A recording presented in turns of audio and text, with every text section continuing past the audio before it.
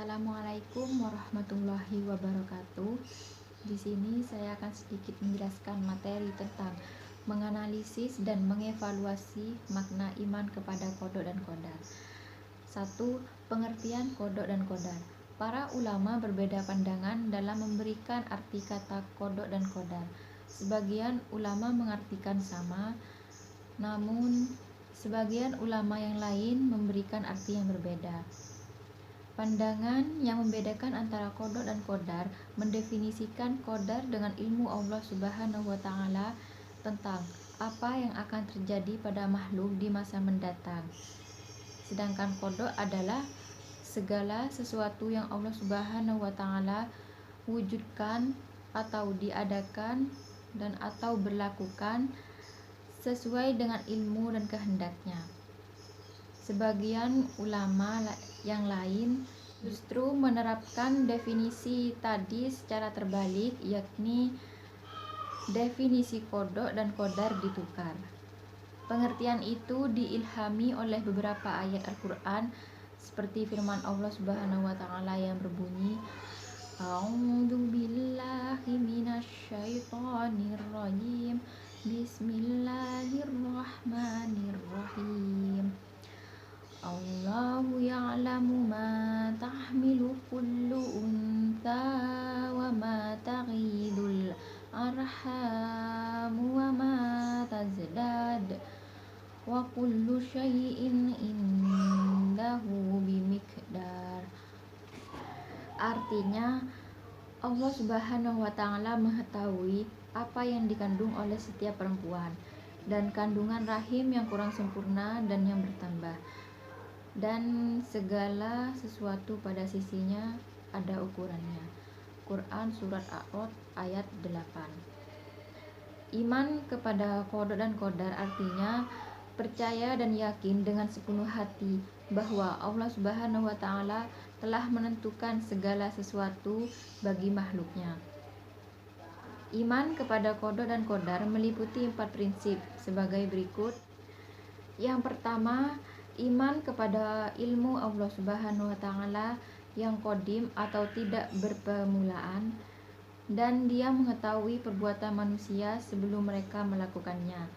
Yang kedua, iman bahwa semua qadar Allah Subhanahu wa taala telah tertulis di Lauhul Mahfuz. Yang ketiga, iman kepada adanya kehendak Allah Subhanahu wa taala yang berlaku dan kekuasaannya yang bersifat menyeluruh. Yang keempat, iman bahwa Allah Subhanahu wa taala adalah zat yang mewujudkan makhluk. Allah Subhanahu wa taala adalah sang pencipta dan yang lain adalah makhluk. Yang kedua, ada dalil-dalil tentang qada dan qadar. Allah Subhanahu wa taala menjelaskan tentang qada dan qadar melalui firman-firman-Nya dan juga dalam beberapa hadis Rasulullah sallallahu alaihi wasallam, di antaranya menyatakan hal-hal berikut. A. Dalil Al-Qur'an. 1. Sesungguhnya kami menciptakan segala sesuatu menurut ukuran atau takdir. Quran Surat Al-Qamar ayat 49. Yang kedua, tidak ada suatu bencana apapun yang menimpa di bumi dan tidak pula pada diri kalian melainkan telah tertulis dalam kitab Lauhul Mahfuz sebelum kami menciptakannya. Sesungguhnya yang demikian itu bagi Allah Subhanahu wa taala. Quran Surat Al-Hadid ayat 22.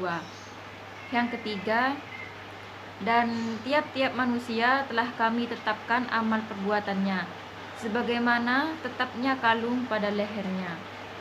Quran Surat Al-Isra ayat 13. Yang keempat, tidak ada sesuatu musibah pun yang menimpa seseorang kecuali dengan izin Allah Subhanahu wa taala. Quran Surat At-Tagabun ayat 11. B. Dalil as-sunnah atau hadis Rasulullah. Adapun penjelasan Rasulullah sallallahu alaihi wasallam tentang qada dan qadar antara lain diriwayatkan oleh Imam Muslim dalam hadis berikut ini. Rasulullah sallallahu alaihi wasallam bersabda yang artinya sebagai berikut. Sesungguhnya seseorang itu diciptakan dalam perut ibunya selama 40 hari dalam bentuk nutfah. 40 hari menjadi gumpal darah, 40 hari menjadi segumpal daging. Kemudian Allah Subhanahu wa Ta'ala mengutus malaikat untuk meniupkan ruh ke dalamnya dan menuliskan 4 ketentuan, yaitu tentang rezekinya, ajalnya, amal perbuatannya, dan jalan hidupnya, sengsara atau bahagia. Yang ketiga, kewajiban beriman kepada qada dan qadar. Mempercayai qada dan qadar merupakan kewajiban. Kita harus yakin dengan sepenuh hati bahwa segala sesuatu yang terjadi pada diri kita, baik yang menyenangkan maupun yang tidak, adalah atas kehendak atau takdir Allah Subhanahu wa Ta'ala. Yang keempat, macam-macam takdir. Takdir ada 2 macam, yaitu takdir muallak dan takdir mubram. Yang pertama, takdir muallak. Takdir muallak adalah takdir yang erat kaitannya dengan ikhtiar manusia. Sedangkan takdir mubram adalah takdir yang terjadi pada diri manusia dan tidak dapat ditawar-tawar lagi oleh manusia. Yang terakhir ada hikmah beriman kepada qada dan qadar. Yang pertama, semakin meyakini bahwa segala sesuatu yang terjadi di alam ini tidak lepas dari sunnatullah. Yang kedua, semakin termotivasi untuk senantiasa berikhtiar atau berusaha lebih giat lagi dalam mengejar cita-citanya. Yang ketiga, meningkatkan keyakinan akan pentingnya peran doa bagi keberhasilan sebuah usaha. Yang keempat, meningkatkan optimisme dalam menatap masa depan dengan ikhtiar yang sungguh-sungguh. Yang kelima, meningkatkan kekebalan jiwa dalam menghadapi segala rintangan dalam usaha sehingga tidak terputus asa ketika mengalami kegagalan. Yang keenam, menyadarkan manusia bahwa dalam kehidupan ini dibatasi oleh peraturan-peraturan Allah Subhanahu wa Ta'ala yang tujuannya untuk kebaikan manusia itu sendiri. Bersikap optimis, ikhtiar, dan tawakal sebagai implementasi beriman kepada qada dan qadar Allah Subhanahu wa Ta'ala. Sekian penjelasan materi tentang menganalisis dan mengevaluasi makna iman kepada qada dan qadar. Saya akhiri. Wassalamualaikum warahmatullahi wabarakatuh.